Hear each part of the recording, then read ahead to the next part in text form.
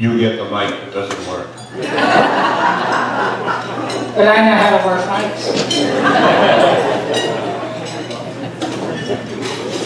I am. I have. First of all, let me, before you actually don't. What a great event, right?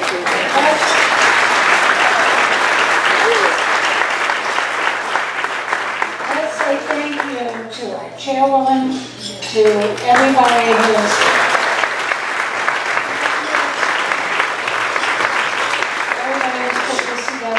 Beautiful, the flowers, maybe there's some raffle for the flowers because they're really nice. And What am I, a potted plant? yes, and really just thank you. What a beautiful, beautiful event. Now. After having heard that and what preceded it, I figured my role up here wasn't to be an interrogator, but to be your straight. Well, except you've never been straight, Robbie. So we should all know that this will not be a 2-hour conversation because it might overlap with Cokie's next assignment, which is to be on Good Morning America at 7 a.m. Now, the only reason for this that I can divine is that ABC decided they needed somebody formidable to take viewership away from the writer. I think it was on CBS. The Ryder Cup and I don't know each other. We've, I threw out almost all my questions because between you and Catherine, you Fill them up. filled them. So, we've talked a lot, you've talked a lot about the women. You get to talk. So this is about not those women and their important contributions. This is about you and your important contributions to American journalism. But we always start a good interview by making sure we got the name right. Mary Martha Corinne Morrison Claiborne Boggs Roberts. Now, let's start with it. How do you boil that down to Cokie? It's your basic Southern Catholic name. You're a Southern Catholic? Yes, I'm a Southern Catholic, and you needed all the family and all the saints. I mean, so there it is.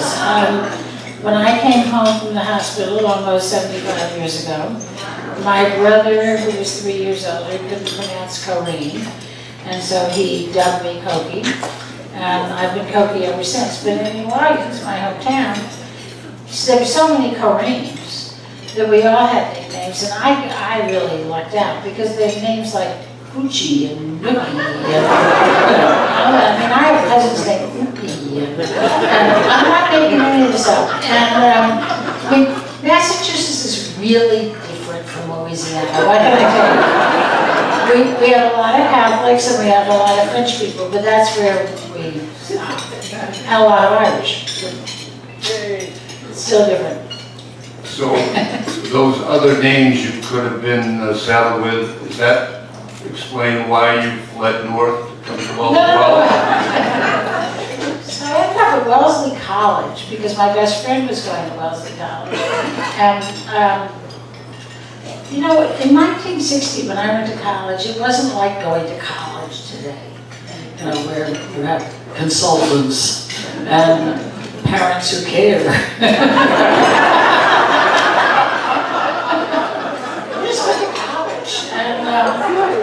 And my best friend was going to Wellesley, her mother had gone to Wellesley. We were at Catholic school, and in the 1950s the nuns didn't like you going to a non-Catholic college, but you know, they survived, and they and I are, the remaining ones are still very good friends.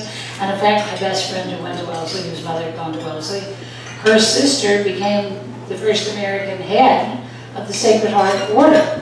So, you know, everybody got over it.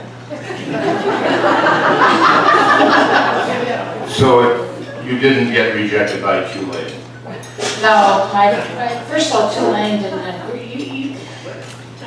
Robbie, you're close to my age.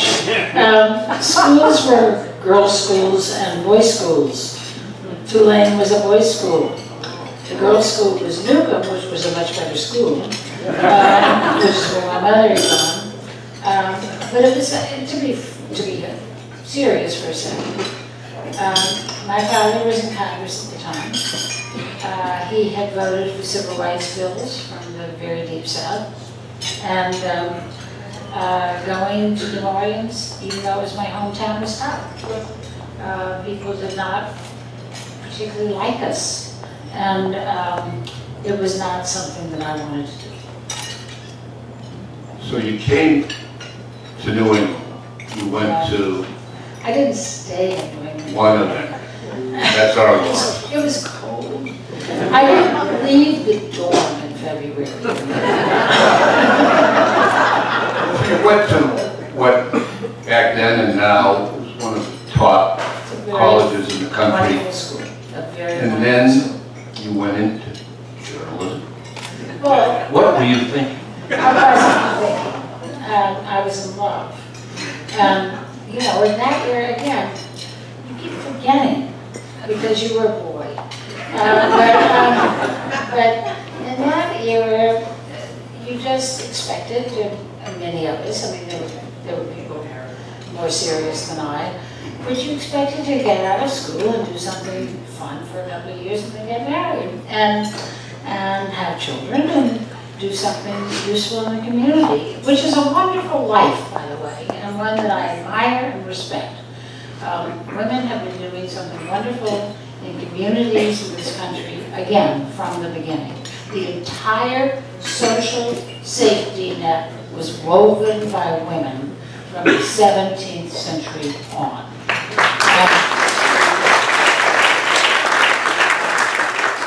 So that was my expectation. And then they were all turned topsy-turvy. But I had met my husband between our sophomore and junior years of college. And so my biggest goal was getting him to marry me. He was so useless on that front. And his big excuse was that he was Jewish and I was Catholic. But it was an excuse. And well, his parents didn't think that. So finally, you know, he proposed saying, "Oh, all right, Cokie." And so I kind of took jobs that you know, I could take following him around, and so I sort of just fell into journalism. I didn't choose journalism. Well, tell us about your first journalism job. What do you think it is? Do you have some story I don't know? Depends upon your answer. I don't know what he's fishing for. Just the facts. Well, I had jobs that could be described as journalism. After I got out of college, I got a job at the Wellesley Placement Office. How about that? Working for a television production company in Washington. And they put me on the air doing, as a anchor, doing a program that was the lead-in to Meet the Press on the local NBC station. I was 21. And then when Steve and I got married, I was 22, when he finally said yes, and without even thinking about it, neither one of us thought about it for a second. I was making more than he was. Think of it, 1965. Neither one of us thought for a second that I would do anything but quit my job, move to New York, where he was, even though he was at the New York Times, which had a Washington bureau, and then I would start job hunting. So I had a job at Channel 5 in New York. I had a job working for a little newsletter called Insider's Newsletter for Kohl's So are we going to CBS in Greece? Is that where we're going? We would get there. Put us on that plane. Okay. So then we moved to California. I'm having babies along the way, and the oldest of whom is about to turn, oh my God, 50. I am about to be the mother of a 50-year-old. It's appalling. But at any rate, we then moved to Athens, Greece, and I had gone around to the various networks and said, we're moving to Greece. My husband will have a telex, which was the way you communicated with them, machine in the house, and hire me or amuse me or whatever. CBS actually gave me a tape recorder, and a few months after we got there, the junta, which was in power, fell. Democracy took over. But it was quite dramatic. Steve was in Cyprus, being shot at, and CBS called him and said, the Turks have invaded Cyprus. And I said, oh my God, Steve's there. And they thought I was bragging or something. And they said, well, we've got a man there too. I didn't realize I was scared to death. And they said, can you file a radio spot? And I never filed a radio spot in my life. But I got up, unfortunately, we had some house guests, and they were stuck because the borders closed. And so I left them with the children. And I went out and drove around, and nothing was happening. I drove by the local Pentagon, and then went to the Reuters Bureau, where we had good friends, and filed a radio spot, and have basically been on the air ever since.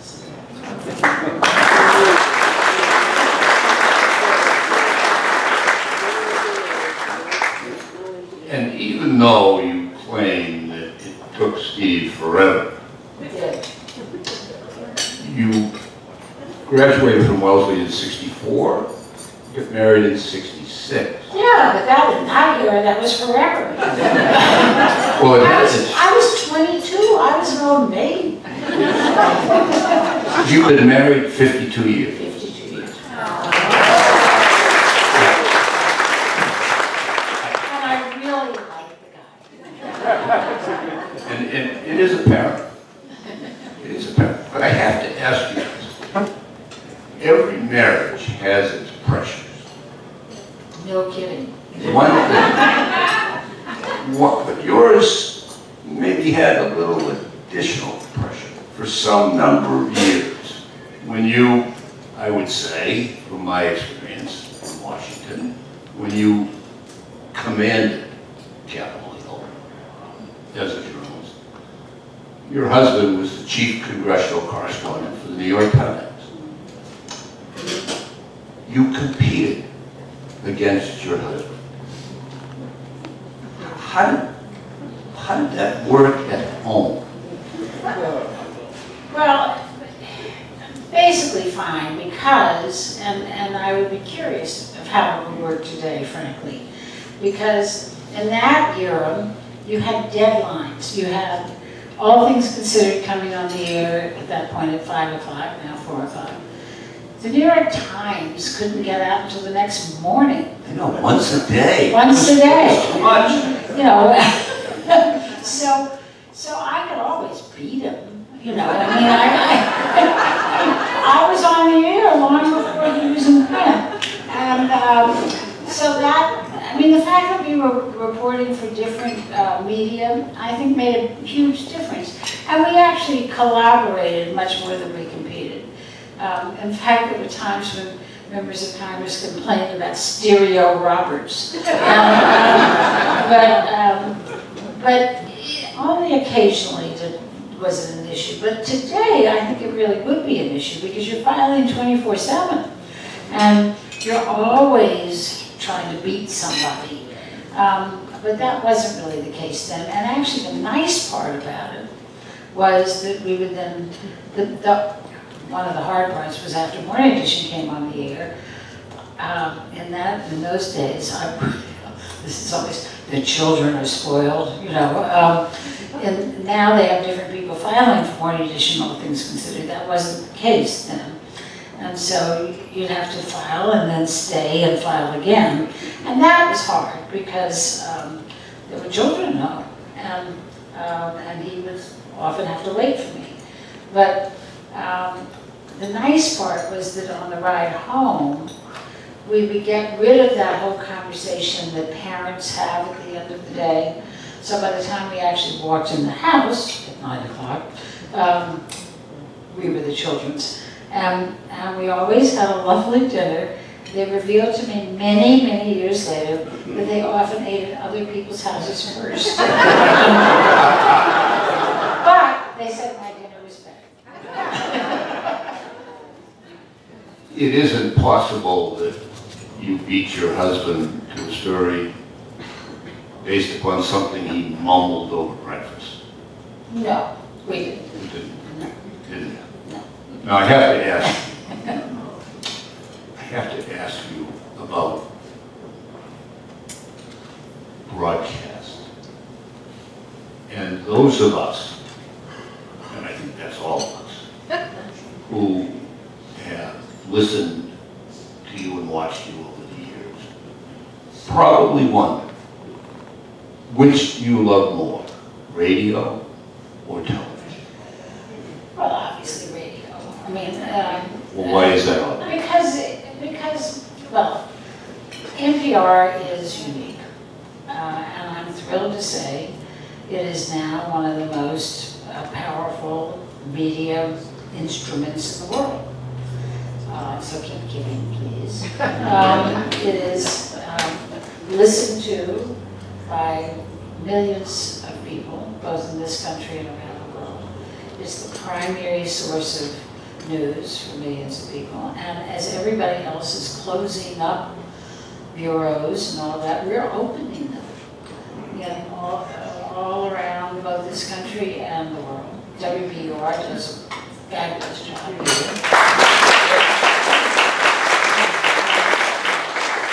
And has a huge newsroom. I mean, you know this from the Globe, you know, the newsrooms are opening up in these big NPR stations.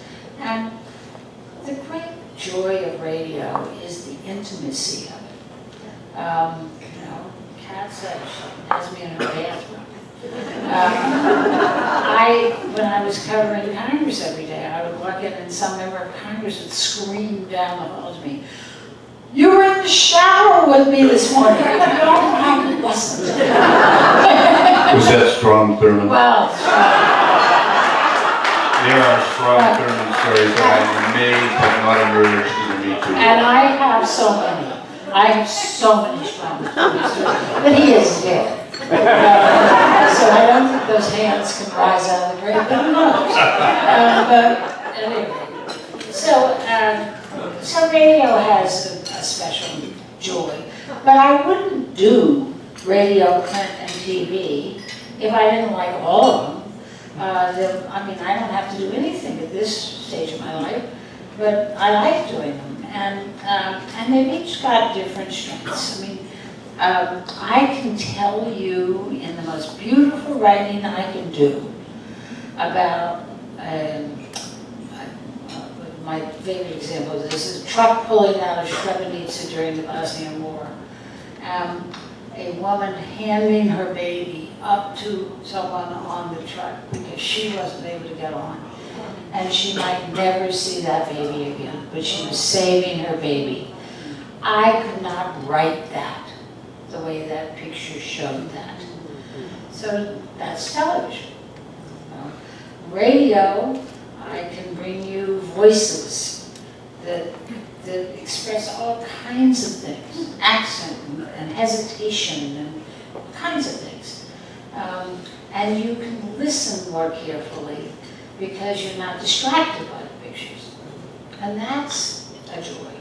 And then in print, you can do things that are more complicated because people can go back and reread. Now with the internet, you can go back and reread anything, thankfully, or sometimes not. So But I like all three media, but I like radio best. And do you have a favorite, most memorable story? No, you know, I'm terrible about this. It's like taking an exam. You know, worst, best, you know, all of that. Take a shot at it. Well, I'll tell you the night that I was really just terrified, which was I was anchoring Nightline on ABC. It was 1992, and Ross Perot was the only guest.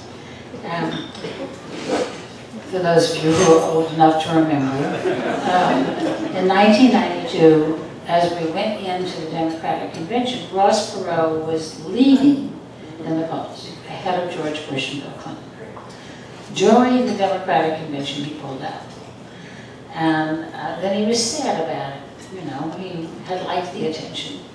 And so he started, you know, thinking about getting back in. I mean, he was getting back in. But he kept saying, it's all up to my 50 state coordinators, you know. So on the day when his 50 state coordinators had gotten him onto every ballot in all the 50 states, we had him on Nightline. And he comes on, and I'm asking him, there's only one question, right? Are you in? Are you back in the race? And he's, you know, getting all huffy and saying, you know, it's up to the 50 state coordinators, up to the 50 state Mr. Perot, they've all weighed in, right? You're on, right? And so, and he got testier and testier, and I thought, oh dear God, he's going to walk off.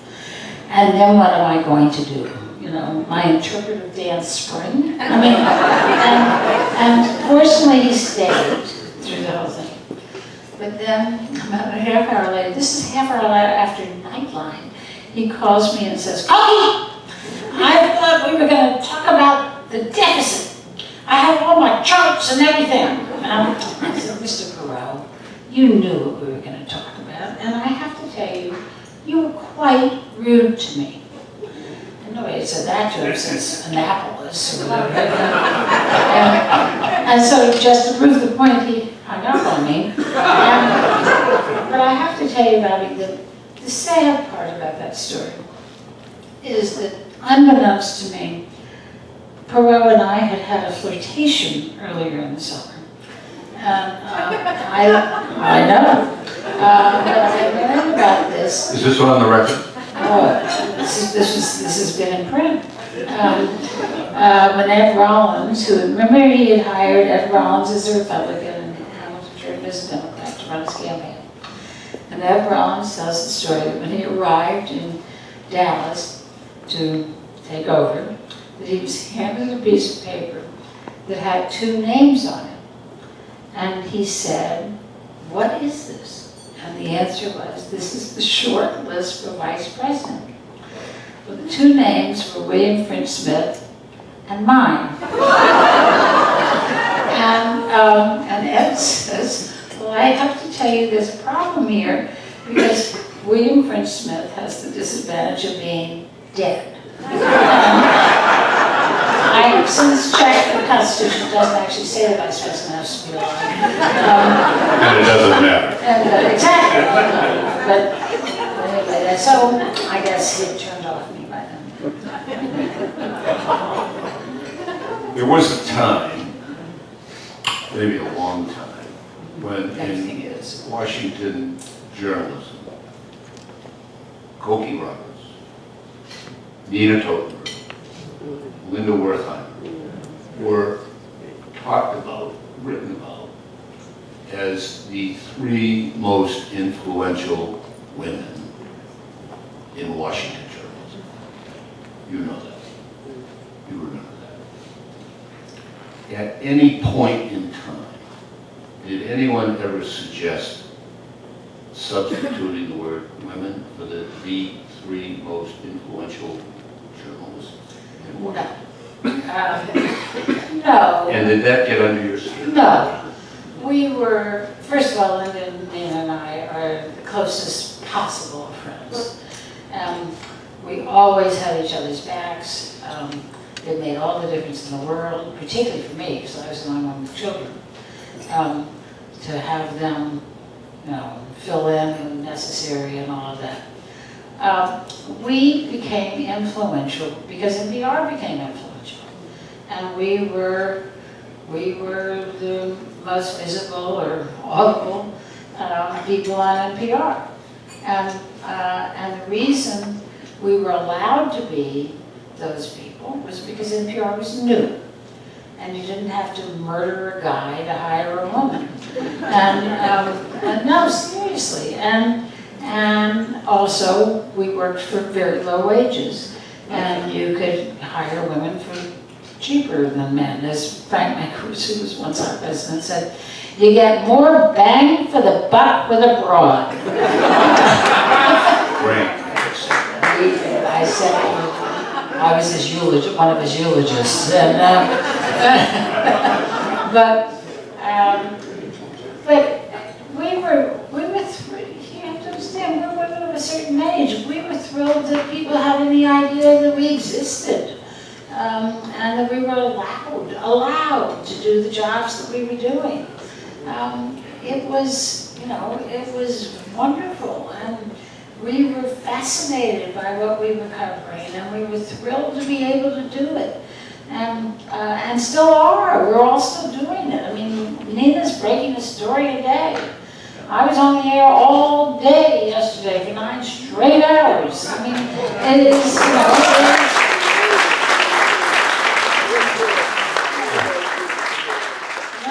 when Linda comes in to host, it's the most reassuring thing you've ever heard.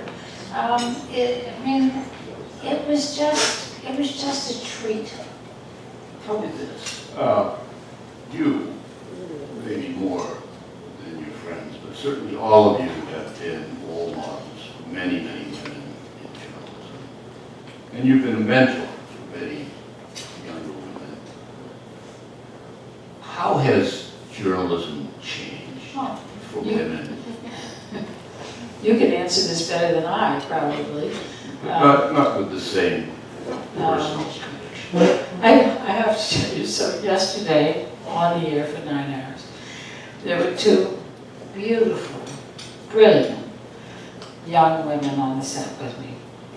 And one of them was a woman who is a former prosecutor, so it's very appropriate to have her through this. So at the end of the day, everybody's sending each other nice emails, great to be with you, all that. And I said to these 2 women, it was really a treat to be with you because for so many years I was all alone. And then she, in the most kind and meaning to be thoughtful way, sent me a poem about an old man who crosses a river and builds a bridge. And he gets to the other side and somebody says to him, why are you doing this? You're only going to live to the end of the day. And he says, because I'm building a bridge for other people. So she meant it nicely. And I actually... And you're still with us. Right, exactly. I'm hoping to make it past the end of the day.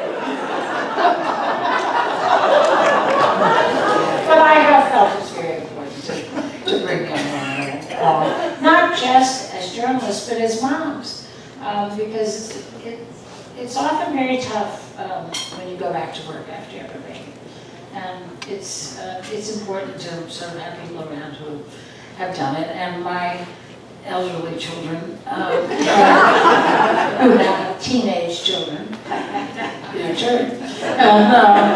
actually I love all the teenagers, but they go home. The truth is my children have turned out to be fabulous people, really fabulous people, and whatever neglect happened. And that's in some ways even more important than talking about the journalism, is talking about the kids. So other than taking, say, a 5 a.m. Car to be on Good Morning America, what do you do? Did they like they give me more false eyelashes. I don't know if false eyelashes. What do you and Steve do in your spare time if you have it? We do have spare time. We have a house on the beach in South Carolina that survived Florence, and in fact, at the moment, we have friends from the mainland living in it because of the floods. But we love doing that. We go there with our chocolate lab, who's just the best dog. And we like to spend a huge amount of time with our kids and grandkids. Steve is very devoted to all of their sports events. I'm less devoted, but show up from time to time. But our normal Saturday night is going to the movies with Linda and Fred Wertheimer and going to our down and dirty Italian restaurant that we love afterwards. And if we can't do that, we're pretty cross. So I thought I'd end with politics is in your blood, it's in mine. I have to ask you a political question, Kathy. And you know, as I do, that one of the reasons that we have so much trouble getting what happened yesterday right, And today. is that we are so good at predicting what's going to happen tomorrow. So I have to ask you this, and this, by the way, has absolutely nothing to do with the issue that you're going to be not joking at all about tomorrow morning. Tell us if you can, or if you're willing, or you could put it off the record. In January, which party will control the U.S. House and which party will control the Senate? Beats the hell out of me. But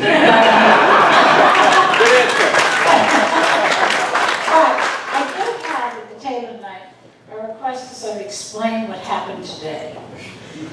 So for those of you who were not glued to it, because you're normal, here's what happened today.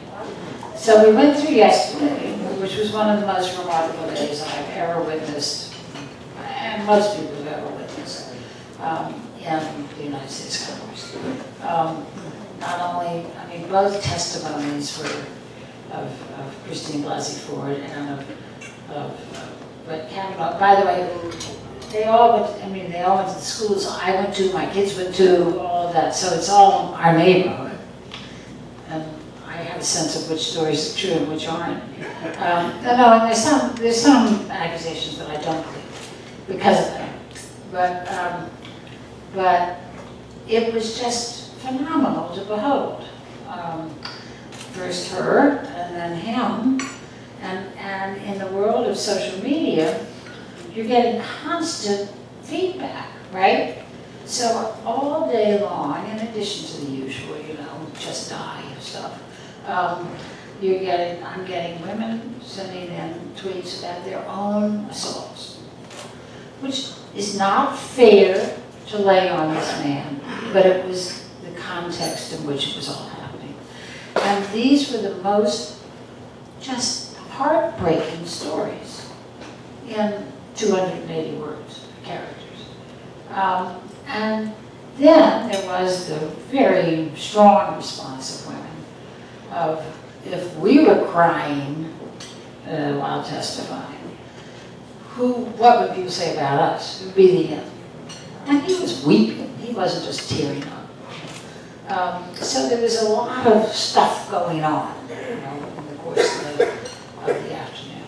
And then, this morning at 9:30, Jeff Flake, the senator from Arizona who's retiring, and has been sort of an interesting moderate. They still exist. They used to all be in New England when you had Republicans in New England other than Baker. And he had been sort of on the fence and had ended yesterday saying, I don't know what the truth is. And none of us do. And we should be humble about that. Have some humility about that. Because this is after both sides had been making these, bombastic speeches. So this morning at 9:30, he announces that he's going to vote for Kavanaugh. Absolutely by accident, while the CNN camera is running with him having said that, these women hear him and come up as he's getting on the elevator and weepingly tell the stories of their assaults. And he is nonplussed and doesn't know what to do. It's all on live television. Stunning. Stunning. And they're saying to him, look at me, Senator. Don't look down, because of course he's looking down. Any one of us would have been. And maybe as a result of that, maybe it just made him think again.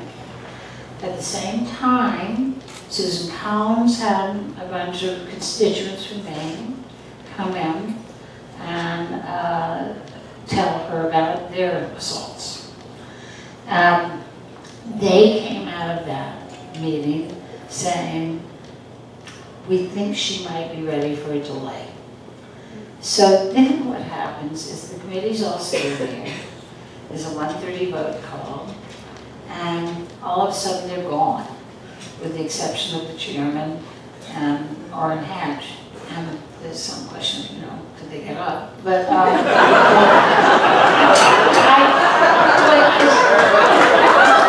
was a cheap shot. I don't like him. It was a cheap shot. I do like him, Bob. And but at any rate, You really like Chuck Grassley? yes, I think he's done a good job in these hearings. I actually do. I think he has tried to make it simple. And we're living in this crazy, crazy world in Washington now. And so they're sitting there, and everybody else is, in the back room, and apparently with Lisa Murkowski back there with them. And then suddenly I look up, by this time I'm at the airport, and so there's no sound. I look up and there's Sheldon Whitehouse conferring with Ben Sayers from Nebraska, and they're pushing the microphone away. And then they come out, and the deal was struck. And so I was being asked earlier, explain the deal. The deal is that Jeff Flake said, I will vote to get this out of committee and onto the floor, but I will vote against Kavanaugh on the floor unless we have a week's delay for an FBI investigation. And at that point, it was clear that Kavanaugh would not get the votes for confirmation unless they had a week's delay. And now the president has ordered the FBI investigation. It is a week-long confined investigation. Of course, Dr. Blasey Ford's lawyers, who are interesting people, are saying, a week's not enough, give it a rest. There are only a few people we need to hear from, and it could turn out that at the end of the week, that Brett Kavanaugh is completely exonerated from this, or nobody can prove anything beyond what we know already.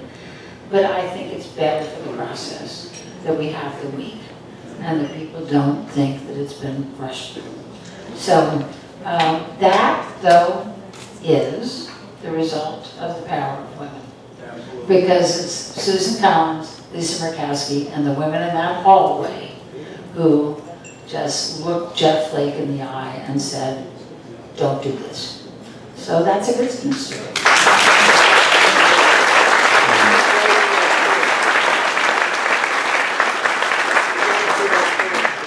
And I would only add in closing, and also because of the rigorous, tough reporting of so many women reporters, all manner of news organizations, including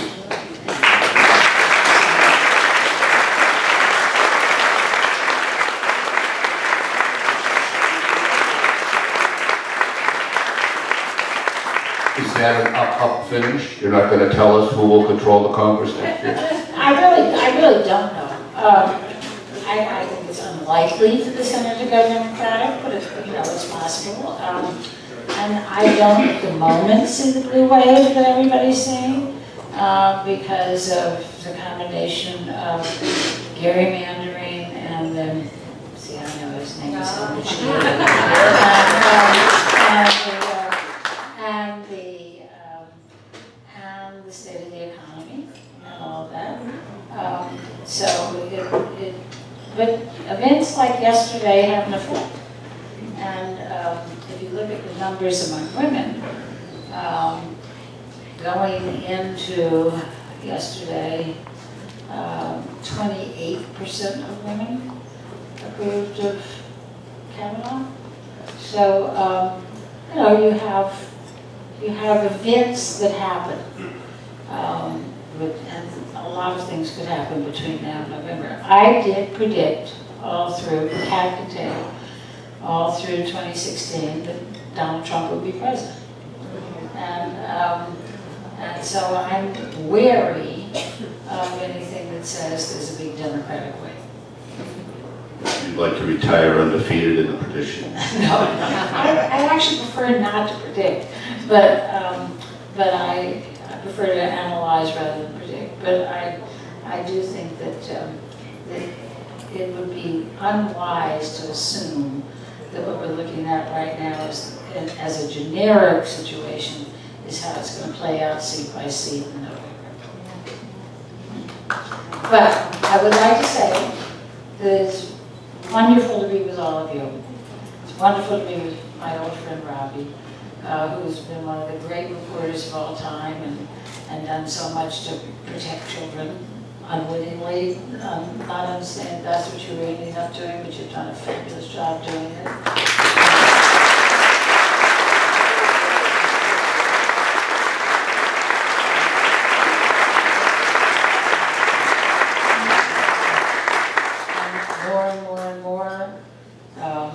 My church is having to respond to the things that you learned and responding around the world, and what a service you performed. And I want to thank you for that. And we all want to thank you for being here, for your inspiration, for your good humor. I hope it's evident 7 o'clock.